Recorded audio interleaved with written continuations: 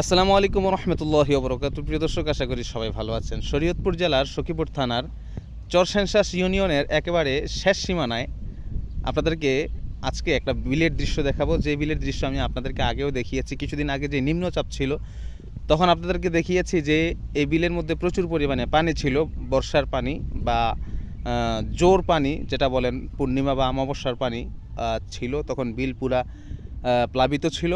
আপনাদেরকে সেই ভিডিও দিয়েছিলাম, আপনারা সেই ভিডিও দেখেছেন।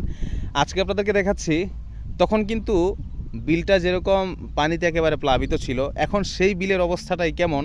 সেই পানি পেয়ে বিলের ধনচা, তারপরে ধান, পাট সহ বিভিন্ন ধরনের যে সকল মানুষের চাষাবাদের জিনিস আছে, চাষাবাদের জমিগুলোতে সেগুলো খুব সুন্দরভাবে উঠেছে। আমি আপনাদেরকে দেখাচ্ছি। এই যে পশ্চিম দিগন্তে মেঘ এবং নীল আকাশের ছোঁয়ায় দিকটা একেবারে কত সুন্দর দেখা যাচ্ছে। এদিকে কিছুটা মেঘ আছে, নিচে গাছ আছে, আর এই যে এখানে নিচু জমিতে ধান আছে, ওইদিকে ধনচা।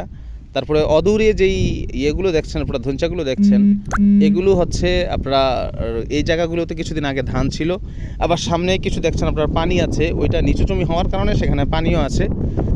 তো ওই জমিগুলো যখন নিম্নচাপ ছিল 2 থেকে 3 সপ্তাহ পূর্বে, ঈদের পূর্বে, তখন কিন্তু এগুলো একেবারে প্লাবিত দেখা গিয়েছে।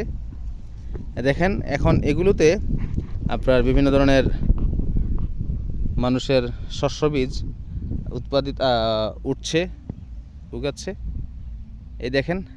তো শরীয়তপুরের আর কোন কোন অঞ্চলে এরকম পানি এসেছে, বিলগুলো সুন্দর দৃষ্টিনন্দন হয়েছে, আপনারা অবশ্যই কমেন্টে জানিয়ে যাবেন।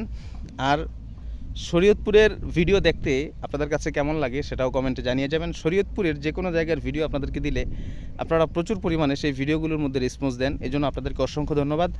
আর পরবর্তী সময়ে শরীয়তপুরের কোন জায়গার ভিডিও দেখতে চান অবশ্যই কমেন্টে জানিয়ে যাবেন। সখীপুর থানার কোন জায়গার ভিডিও দেখতে চান এটা বেশি করে মেনশন করবেন। আশা করি আপনাদেরকে সেই ভিডিওটি আমি দিতে পারবো, সেই ভিডিওটি দেওয়ার চেষ্টা করব। তো যারা এই ভিডিওটি দেখেছেন কেমন লেগেছে কমেন্টে জানিয়ে যাবেন, আর ভিডিওটা শেয়ার করে অপরকে দেখার সুযোগ করে দেবেন। ধন্যবাদ সবাইকে। আসসালামু আলাইকুম রহমতুল্লাহ।